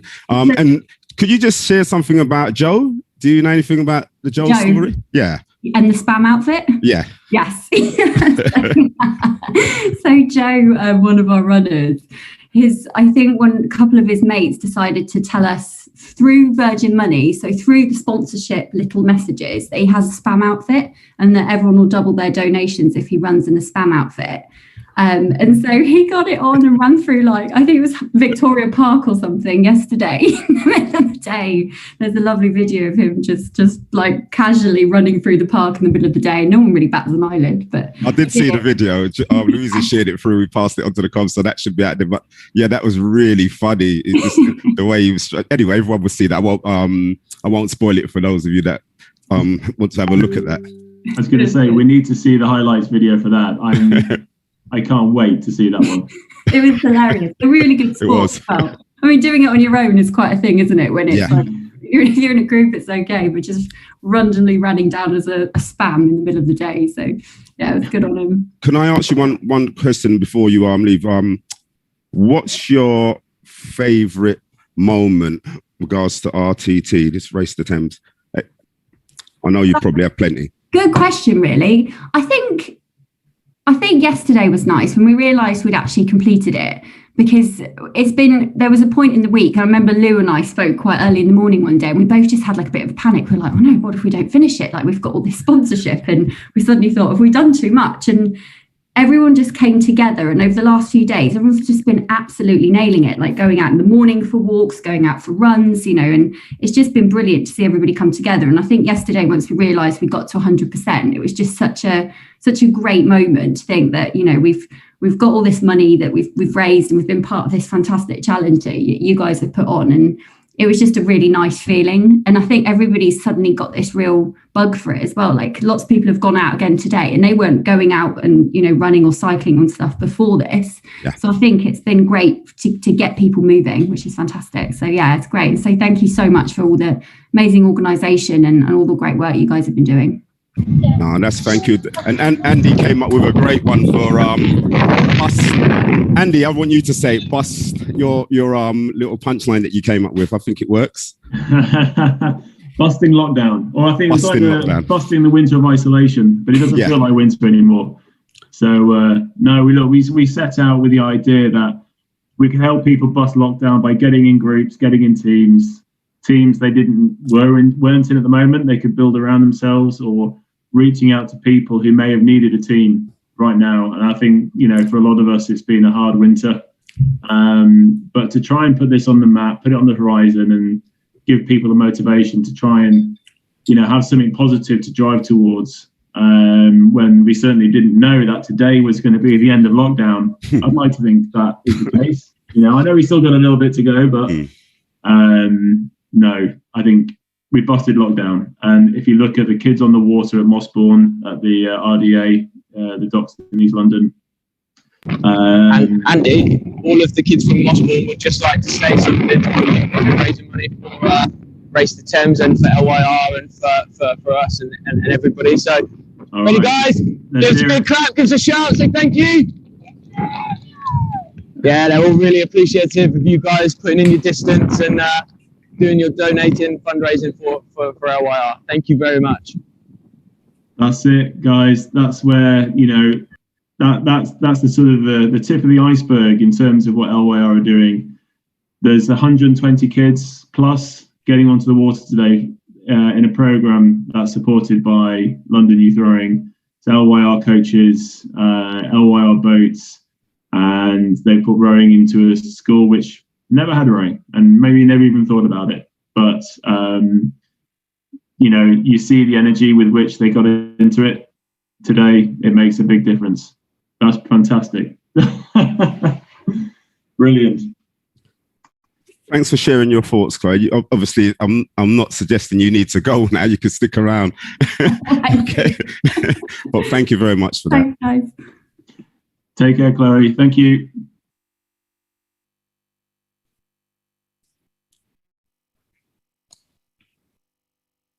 What are we now, Thomas? People still working on it. That's really cool. Sorry, guys. Wait, this is brilliant. Giuseppe, have you still got stuff to do? Yeah, this is my, lunch break. Ah. That's a good lunch break. So kind of you to share it with us. This is great because I usually do in the afternoon, but mornings it feels so much better when you train in the morning or lunchtime. So energy-wise, it's... You carry on. Yeah, I'm done, yeah. Is this going to be the new you then? Early morning? Absolutely, yeah. Now with the weather, I can see the weather is getting better. I can take the erg outside. It's looking amazing. Yeah. And you're ready to go for next year as well, obviously? Yes. Oh, nice. Course. Yeah. Are we going to get a hands up or a thumbs up from everybody who's up for next year? Come on, take a photo, quick. Go on, Manny. Go on, Manny. You can do that. That's it. Yeah. Oh, nice. Well, we've got this proof and evidence there, so you guys can't back out of this, unfortunately. Well, we've got this proof and evidence. So is there a plan to be able to mix kind of ergos and GPS traces for next year? So like Race the Thames from your own bit of river? Look at Andy. I think what we do next year and the technical development we'll have in place to make this to step on is exciting. I think we're really looking forward to exploring how we can. Obviously, rowing on the water will be an option next year. Will be an option, but yeah, why not? Like, I think Race the Thames. Who knows? Who knows? But yeah, look, there's so much we can do with this. There's nothing's off the table. Brilliant. Can we have Lawrence on mic? Oh, next year we want Lawrence on mic, DJing whole 346 kilometers. I'll be up there with Andre if I do that. The full 346K. Do you guys sorry, you carry on. I've seen you at the end of N-Jerk each year, Lawrence, and the way you keep smiling all the way through that and chivvying everybody along. I can't imagine what you're like at the end of the day when you get home. I've got to wait till I get home. but with to be fair, it's really easy to say because when you're doing these events and when you're in there and you're amongst it and you're feeling it, no matter how much is going on, you do feel the adrenaline won't go away. Yeah. you know, and so you just go with that. And how could it not be exciting as well? You've got all these young people there. How could it not be exciting? You know, and it's really and everybody who knows me at the organisation will probably say to you, yeah, whatever. As Lawrence talking, you know, like, you know, it really isn't a challenge. But yeah, just being there with all seriousness, it's just easy. I was just about to say amazing again, but I won't. It's just so easy to be able to react to what's going on. And and we're fortunate that we're in a position where we're allowed to express, and this sounds corny, but we're in a position in our job where we're allowed to express who we are. So it makes it really easy to do. I don't have to conform to a certain way. It's just be yourself and just let everybody enjoy themselves. And then when you get those reactions from the kids, and even Race the Thames, when you go upstairs to Race the Thames and you get involved in that side, it's like adults who are a bunch of kids on the day as well. So yeah, so and I mean that with all due respect. So yeah, it's really nice, but it's really cool of you to say that, James. Thank you. No. I mean, N-Jerk is fantastic. It used to be brilliant when it was up at Lee Valley. It was fantastic enough up there, but when it went in the copper box the last 2 years we had it in there, it's just another level. Next level. Yeah, you go there. I go there every year with a flask of coffee, thinking that will keep me going. And I go and I take a flask of coffee home at the end of the day because there's so much. You don't need it. So much energy. You really don't. We had multiple year group kids, so you find yourself running from pen to pen to pen to cheer them on. And I think last time it happened, I'd completely forgotten I was running a half marathon race the next day. And it didn't go well. The whole day ended. But I was going to say that's a good day to choose to do your steps and make sure, because all of us do. I don't even want to imagine, and probably the distance of the Thames. Who knows?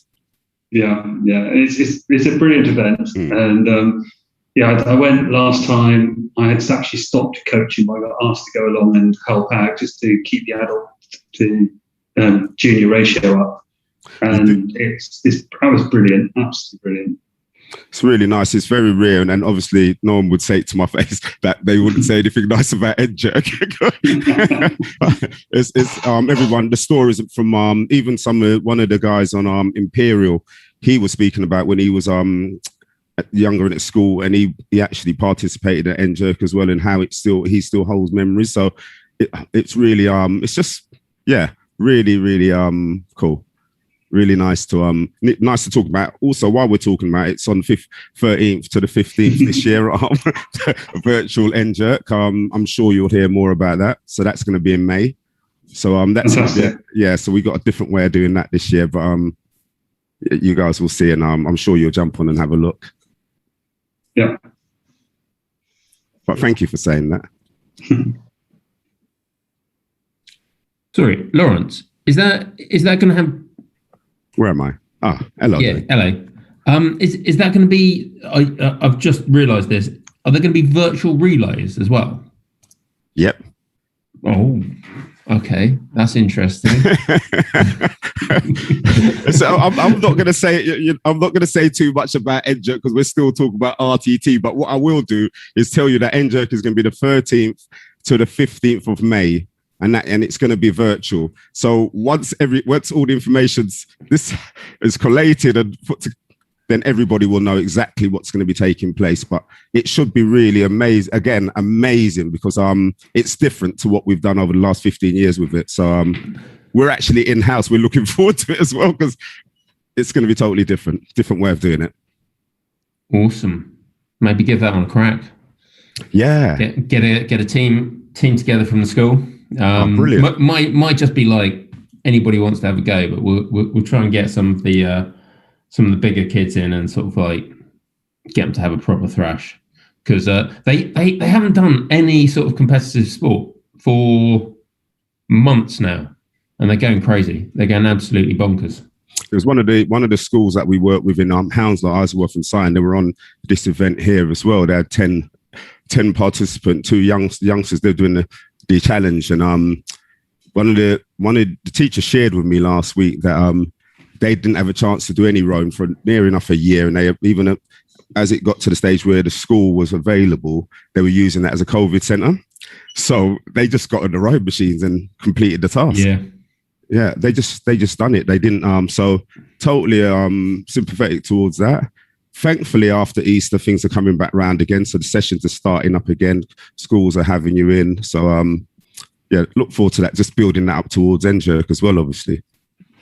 Yeah, it'd be a lot. Yeah, that'd be really. Yeah, it'd be exciting for us as well, because to be out and about is what we do, isn't it? So you know, we'll probably be all professionals on this by the time we do NJERC. This will be easy.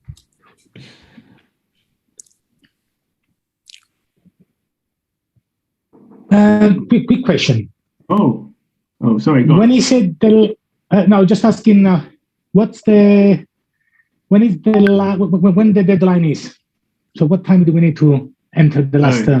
2:30. So officially, everyone needs to stop exercising at 2:00, which I've just realised in 20 minutes.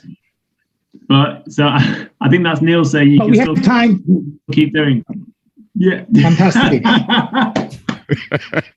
Giuseppe, stop talking, mate. Get on the road mission, otherwise the boss will be happy. Giuseppe's so social. That's really cool. Hey, we'll have a quick shout out to Aaron. How are you doing, mate? Oh, you're on site. You're on mute. Yes, sorry, I'm on. That was me not being prepared to come in. Hello, Hodge. Hello, everyone. Nice to meet you all. Hello, fellow Spitfires. I'm fine, thanks. I'm just doing some bits and pieces on the laptop and thought I'd tune in to see the final sprint for the line. Well, we were just talking to Lewin earlier about how you guys managed to get to the line in good shape, but when it came to the prospect of going across the North Sea, you all folded and diverted straight to the bar for a quick beer. Just to let you know, you've got Neil Jackson and Stephanie Jackson here and now leading the charge across the North Sea. We've got Stephanie, who is well inside Holland right now, and Neil, who is hot on her heels, trying to scramble across to get onto dry land. So, you know, I think there's the challenge for next year. I'm sure Spitfire can make it across. Yeah, I can't say anything about the guys because I was just the one who was churning out tweets and videos, and they were doing the hard yard. So when they saw the North Sea coming and they headed for the bar, I couldn't really fault them. But then I noticed that you'd said you were going to make the next challenge extra special, and I thought it might be something like attempting to pogo to the North Pole or something to try and wet their whistles. Well, that's it. They need a champion. They need someone to inspire them, and I think you're the man. So right. I tend to think of myself as the sarcastic Northerner. I didn't realise I was the team mascot, but I'll take it. Hodge. Well, look, talking about inspirers, I want everyone just to listen into this. So, Ollie, do you want to unmute yourself? There he is. Ollie Cook. Hey, guys. Rowing team. How's it going, Ollie? Yeah, good, Hodgie. Just finishing our lunch now between sessions, but thanks for inviting us on. And it's been great to follow what you guys have been up to this past week. Sort of epic challenge of Racing the Thames. It sounds like you've raised a colossal amount of money. It's really impressive. Thank you very much. And it's going all right. But just quickly introduce us to your four around the table here. Okay, so we're the GB4 racing at European Champs next week. So behind me here's Matt. He's in the 2-seat. Sholto, Carnegie, Stroke, and Rory Gibbs in the 3-seat. All right. So, look, it's an absolute privilege to have you guys here today. You know, we've been waxing lyrical about how this event is kind of taking the eye off of the performance side and actually getting into the effect of rowing and the teamwork that's required, or the benefits of the teamwork for just getting us through lockdown and actually keeping ourselves focused. But, you know, drawing it back to the performance side, you guys have had an amazing journey for the last few months trying to figure out just what your future looks like, let alone trying to perform at the highest level. You know, just walk us through your last few months and sort of where you are now and where you're heading to. Yeah, I think one thing to say is we've felt very lucky to be able to we've been able to train through the last lockdown here at Caversham. So it's quite a nice day today. It hasn't always been this sunny, but it's been we've felt very lucky to be able to carry on training as a squad. And we're coming up to the racing season now. We've got European champs in a couple of weeks, and then the start of our World Cup season before the postponed games this summer. But it's just like everybody, we were in lockdown, the first lockdown, so we had to go and train at home after the games were postponed.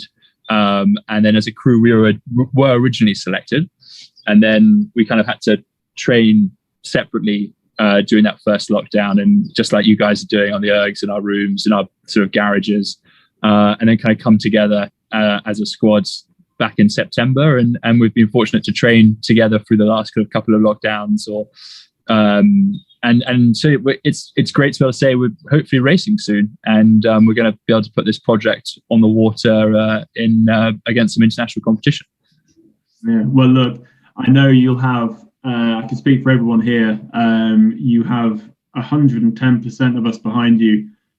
We can only wish you the absolute best, and we really look forward to seeing how the GB team perform at the Europeans in a couple of weeks. I know you personally, and I know a lot of the effort you put into the rowing community, and I know your association with Steve-O down in Zambia. Yeah. But you're focused on all the performance side. What are your thoughts around seeing Race the Thames, seeing all these people come together, whether it's solo or team, and whether it's Steve-O down in Zambia with his school kids? Yeah, guys, it's been really cool to watch the highlights every day, and then just see how everybody's tackling the challenge in different ways. Yeah, from just like you're saying, Steve-O in northern Zambia, to you guys, and Pete Reed and the Power Avengers team, your team, Hodgie. It's really cool, and it's been very inspiring for us to watch this past week as well. Just to see the community of people who are using rowing machines in different kind of challenges, but all in kind of in the spirit of rowing to raise money. It's been, yeah, I mean, we just get trained, do a little bit of training, and then race. It's kind of sort of pretty simple stuff. But to see you guys doing an epic challenge like this past week has been, really, really cool to watch. Yeah. Oh, I mean, Lawrence, you're. I don't know if you've met Ollie before, but you've certainly seen a number of performance guys from us, and you've seen us at N-Jerk. What are your thoughts around sort of what Ollie does and, the stuff in the team? Say something magical. I can't believe you just put me on the spot like that. Yeah, that's pretty savage. Listen, what I will say, I mean, I haven't met Ollie before. Nice to meet you, Ollie. What I will say, this sport of rowing is an amazing sport. I mean, I started working here 9 years ago, and prior to working here, I was always interested in rowing for this sense that we were good at it. So, because GB always won gold medals. When I came into London Youth Rowing, and I got the opportunity to work in here and seeing how, I've told a story yesterday, so I feel like I'm going over it. But just when, and found that we were in a position to give young people the opportunity to do this great sport who wouldn't normally get the opportunity to do it. So to do that, and I don't know if I'm distracting from the question, but doing that on a daily basis is a really fulfilling thing. I mean, we had some pictures up just now from Mossbourne in the background there, and just to see that, and young people again who wouldn't even imagine, forget about imagining, believing that they'd be able to get on water and take advantage of the opportunities out there for them. And one of you also said as well earlier on about the this was a really mentioned about rowing, getting young people. I think it was you, Lou, and getting young people just on the rowing machines. Because he's more of a performance coach, and getting them on the rowing machines, kids who don't row, and then transitioning them into getting on water. Because if you give them the opportunity to try something different, which is a challenge to them, i.e. the rowing machines. Sorry, guys, I'm getting a bit mumbo jumbo here. But the point I'm making, it's great to give these young people opportunity to row, introducing them through rowing machines and getting them on water, and then letting them know that there's anything that's possible for them. I mean, we have young people now who have, through the organisation, have started rowing through the organisation and gone off to university and scholarships in university. One of the youth clubs I work with shared with me a story the other day that a young lady, young girl who's on the verge of going into university, was one of the reasons why they looked at it in favourable for her, that she had background in rowing, and that came through doing stuff here at London Youth Rowing. So it's great to be in a position to be able to give young people the opportunity. And one day, you know, we might see an Olympian coming through the organisation, because if you're given the opportunity, why not? Yeah, that would be awesome. Lawrence, it's really inspiring to hear you describe the sport that we all love, that we do, just in its ability to.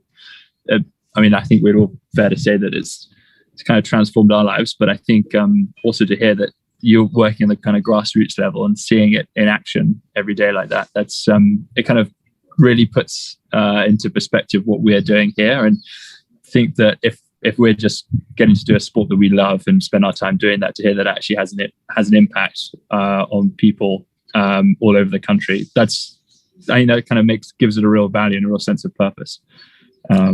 So that's awesome. Thanks a lot. It's great when it gets to the stage where for these young people it'd be a case of they're just taking it for granted because it's there. It isn't like, oh, I'm lucky. It's take it for granted because it will always be there and you will always have the opportunity to do it. And if you do, you never know where it will take you. And it's relationships as well as trying to get there to a level, because not everybody wants to be an Olympian. You know, a lot of young people just want to try it as another activity for them to do. So it's really, and that, again, mentioning the university, it helps with your profile with things like that as well, which is really nice. No, look, I think, you know, I'll echo what Ollie said. I've been very passionate about the sport I've done for a career of 16 years, but I've never felt more proud to be a rower than being part of this event. This is where rowing counts. It matters, and it's away from the elite performance side. It's with the community. It's with the people, and that is absolutely. However, before I go too far, can I say one thing, Andy? Good luck for the World Championships as well, and really lovely talking to you, Ollie. Sorry to interrupt you. I know we're not finished with them yet, because we've actually had the scores in now. So, you know, the British team have put in their scores for Race the Thames. They did the 72-kilometre challenge. And I shock horror, they're in fourth place. In fifth place, they just nipped in front of the mighty Ian Edmundson, who's online with us right now. Ian did the 72k solo over the last week. And he clocked his average speed at 1:49.6. Valiant effort, but I'm afraid the British team just beat you into fourth. I will confess that it wasn't quite a true representation, because they were very kind in donating, giving us, contributing their half-hour score, so held down at rate 20 max effort, but that still resulted in a split of 138.7. As an average across the guys who were happy enough to partake. So you can imagine a massive. Look at that. That's it. Big man, Ollie. Ollie, were you the biggest scorer on that list? I can't reveal too much, but I can definitely say that I was not the biggest split on that score. Well, look, a couple of the guys here may have gone a bit quicker, right? However it fell, it's fantastic to put you on the leaderboard with all our teams, and you know, it's all part of the big picture, and it's fantastic to have you here today. I think from all of us, we'll all happily give you a round of applause right now, but thank you very much for being here, and good luck for 2 weeks at Europeans and for Tokyo in 4 or 5 months time. Yeah. Oh, thanks very much, guys. Thanks, Hodgie. We'll tune out now, because we've got to get to our third session now. But it's really good to hear from you and see everybody. And Lawrence, really great to chat. And guys, best of luck and keep it up. It's been awesome to follow. You too, Ollie. Take care, Ollie. Train hard, mate. Thanks, guys. Bye. Bye. Cheers. Thank you. Right, Lawrence, here's a question you can answer. 6 minutes to go. to the end of Race the Thames. Okay, what we gonna do? We're gonna commentate it out, or what we gonna talk it out? What we gonna? I don't know. I mean, we've got Giuseppe and Neil. They're literally using every minute they've got to try and catch Steph. And I can see Steph on the machine as well. Right. I mean, they're putting in a huge effort, but until we get the scores through the doors, we won't know how well they've done. I'm looking forward to that at 2. Giuseppe, if smiling makes you work harder, keep smiling.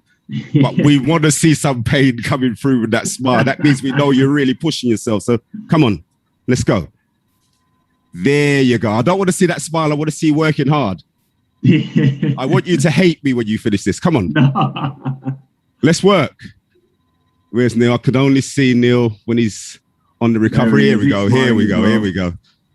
Oh, come on, gents. I mean, you're working hard, so let's keep the smiles there. We can take the smiles.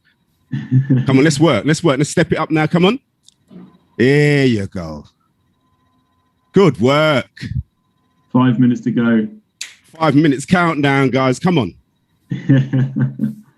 Oh, yeah. RTT 222021. Let's keep it moving. So, Ian, you're Ian Edmundson. He did the solo 72k. Can you hear us, Ian? No, he can't. Yeah. Yes, he can. Getting a bit of echo. Oh, there's a bit. Okay. Can you hear us clearly now?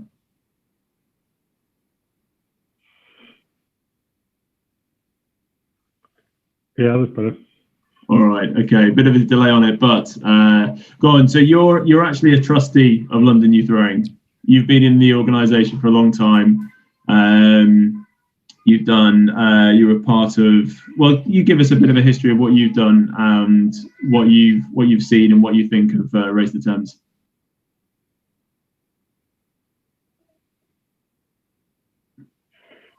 Yeah, sorry about the delay. It's it's been a culmination, this little project for a number of years.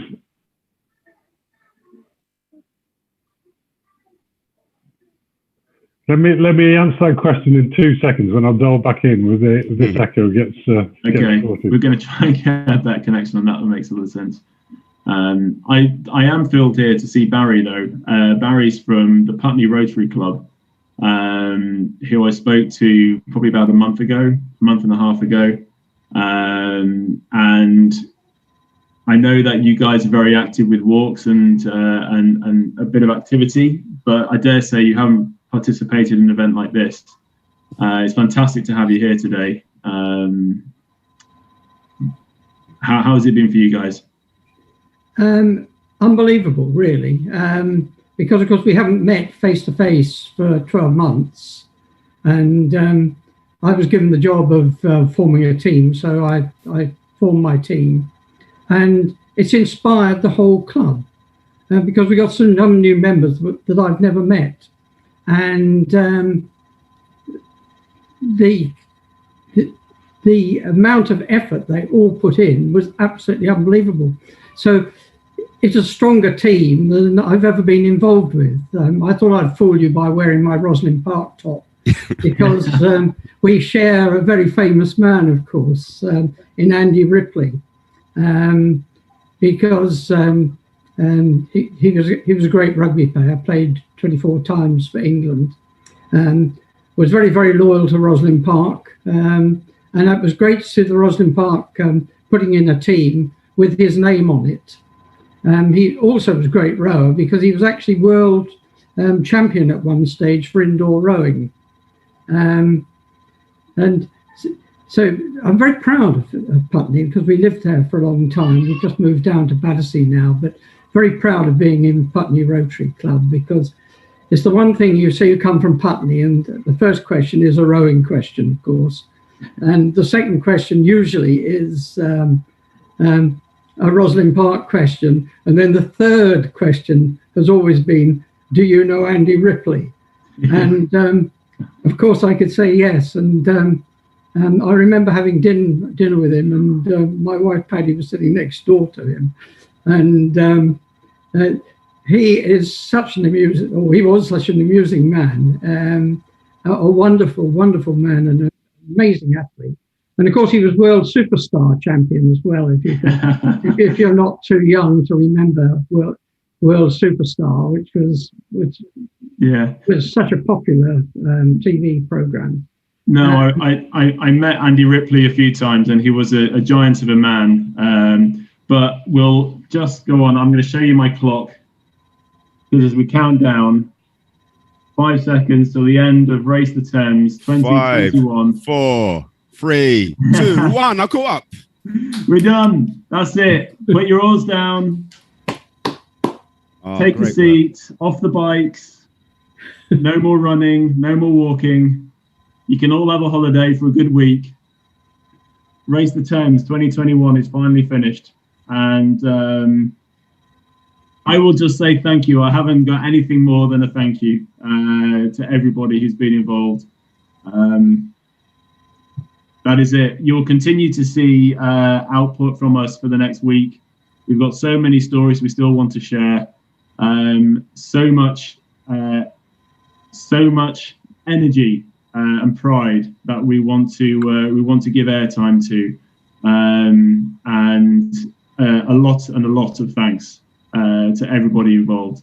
So, Matt, I don't know if you've got anything you'd like to say. Andy, I'm going to interrupt before it's still some of Matt's thunder, because as a trustee, overseeing some of the work of the team that you've been doing, throughout a number of years now, and Matt's been involved for a number of years. A number of the team on the call here have been involved for a number of years, and we're all massively appreciative of your drive, passion, commitment to the cause. I know it runs through your blood, Andy, that you want to make a success of this and other things as well. And you've been a massive part of making us all feel very proud of being involved. I'm not involved because I have to be.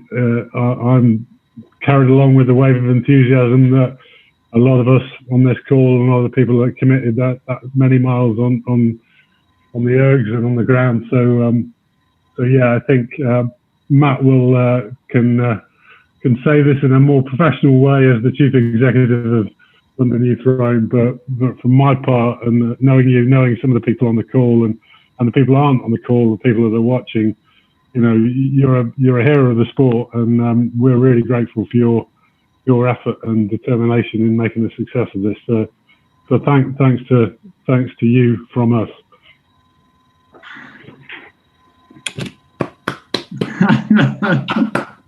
No, I can't.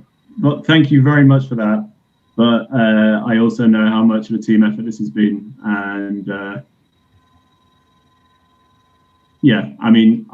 be honest, the biggest thank goes to Matt, because he's the guy who put the team together. He's the guy who's leading London Youth Rowing.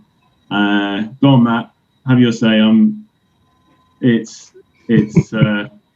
Okay, I think people have made Andy emotional, and that can't very often, surely.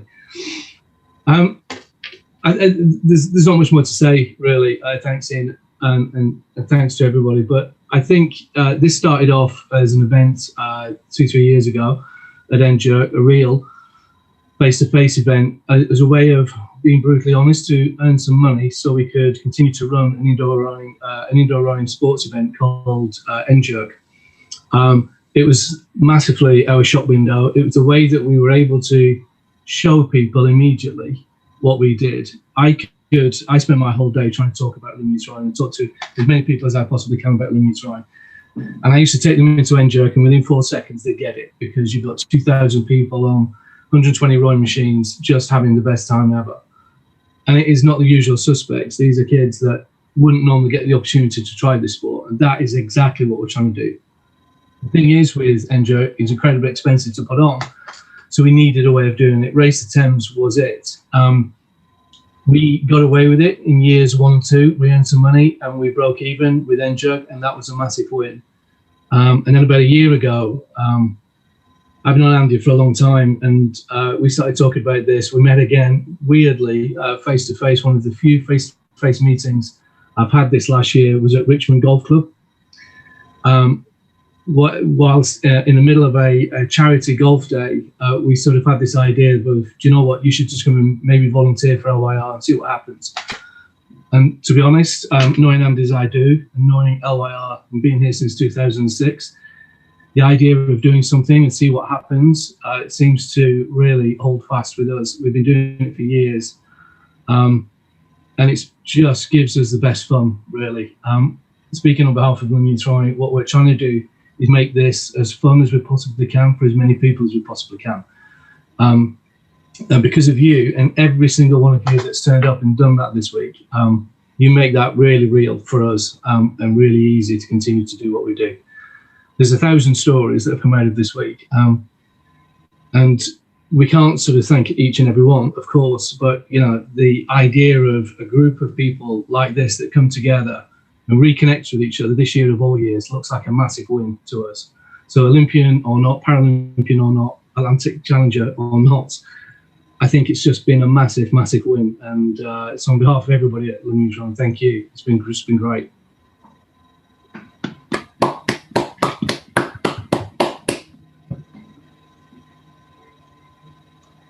Right. So Neil and Giuseppe, I'm really interested to know. We need to know your scores. So I hope you've uploaded them. Do we have a thumbs up for uploading? I'm about to. I was doing now, yes. Well, I think overall the last year probably 9K. You could say that loud. We'll upload it for you. Yeah. No, all credit to Steph. Overall. all credit to Steph and her team. I don't think we could catch them. I just jumped on for 5K, and then Andy said we could keep going till 2 o'clock and upload it afterwards. Wait. You can't do any more. Definitely, we missed it, mate. It's pity we didn't have the Hammersmith head umpires on here. You'd be in serious trouble now, Giuseppe. Yes. Listen, if we've held on to some of the top spots, well, in distance, not in speed, but you can make your own rules, can't you? Your own competition. Yeah, exactly. That's what it's all about.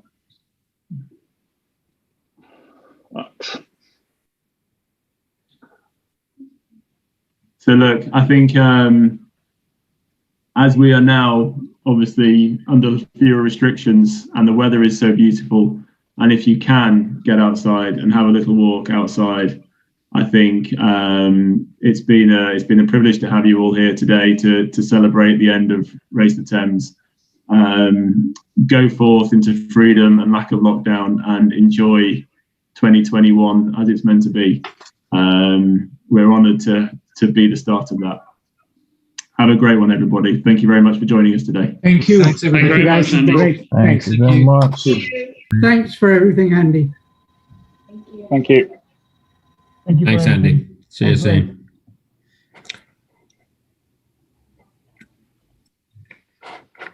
Ah, Ian.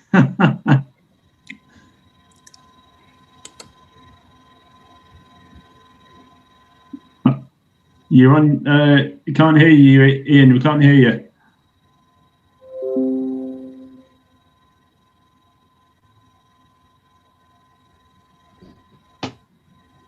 It says you can. No, now you're on mute. Is that better? That's it. Now we can hear you.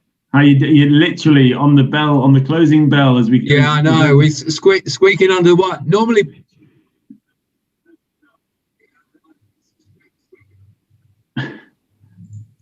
Yeah, no, normally, Hodge, people prefer when they can't hear me. And there might be a little bit of a delay as well, I fear. Anyway, well done to everyone. Yeah, I think so. Yeah, good stuff though. Good effort from your team. That's some pretty big scores, and it goes into next year as the standard bearer for the speed of 72k. I mean, that was nicely played, very nicely played. Yeah. We'll put the young boys out next year. Why would you put out the B team if you've got the A team sitting in the wings?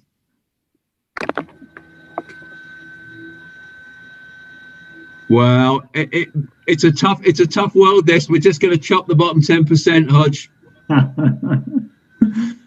Well, I'll leave you guys to it. I think I wouldn't stand a chance.